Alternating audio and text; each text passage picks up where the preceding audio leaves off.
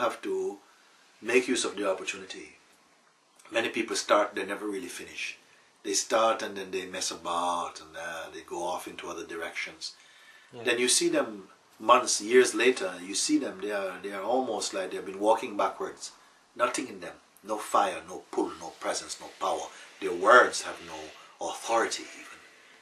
They don't trust in their own authority. They are slipping away into the bush. Don't waste time. Yes. Not meant to spend the rest of your life merely seeking when you have the opportunity of discovering what you seek for. You see? This is auspiciousness. This is worthiness, if you want to say this thing. How you can continue, you know. I say, look, I have hidden some money in this room. You have no money. Only in this room. Find it and go. And then I come back 2 weeks later, you're still looking, playing with the phone. You're not looking. You're not looking. You're interested in something else. You want a phone. You want one Panasonic. You're not looking. So this is what happens to these people. They're not really searching. You say the truth is so mysterious. It's nonsense at all. You are the truth. It's very simple. Truth is they don't want to know it. And perhaps for the very same reason, because they're afraid to discover the truth. Because they feel if they discover the truth, then maybe this is the last life. And then, oh, I don't want the last life. No. You see? This is a human story. I see one man sitting with two women. This is my ex-wife and this is my next wife. And we are like this. This is my ex-life, this is my next life. Who wants to say this is final life? No more after this. Because I saw one program where the people, they have some terminal disease and they have an opportunity to be frozen while they're not dying naturally. They're being frozen at very, very low temperatures so that they are in suspended animation, I think you call it. So that perhaps in the future, 20 years later, 10, 20, 30, 40, 50 years later, they may find a cure for a disease that they did not have the cure for this disease in the time when they needed it. So then they are put on ice. They're willing to say, okay, look, you know, before I die, maybe I have another 6 months or a year to go. I go now.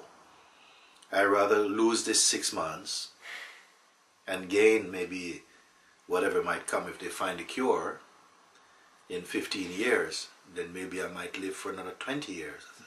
So they think it's a good bargain, you see. So nobody wants to die, nobody wants to leave this body. So this is a legitimate question for me. It engages my attention now. That there are people who, if it was told, look, this is your last incarnation, they will not be celebrating. They'll be crying their eyes out, oh my God, the last incarnation, oh what a terrible idea. So for whom is this idea of a last incarnation appealing, I wonder? You see, certainly not for an ignorant person. Some people already, if they are not necessarily awake to who they are, maybe they are the other extreme, they are deeply suffering their existence. They want to put an end to it. People who commit suicide or something, who genuinely find that life is too much, it's unbearable, I don't want to carry on at all. If they were told, this is your last incarnation, my dear, they'll be happy. Thank you. Thank you. It's not worked out for me. This manifestation, this body has been completely a burden for me. Last incarnation, thank you. You see. But for the one who is really in love with life, in love with existence, in the form of being a particular entity, living, exploring, discovering new things, because in this existence it is possible to learn so much, discover so much, play so much. And for such a person, a last existence will be completely an unpalatable idea. So this could be also at the root of why there is hesitation to make that last step. If the last step simply, in my words, meaning to clear up all doubts, remove all doubts, so that you're no more struggling with the idea of being a particular person, you're clear about it. You are again like space. You are original. You're in your original being, timeless, before time.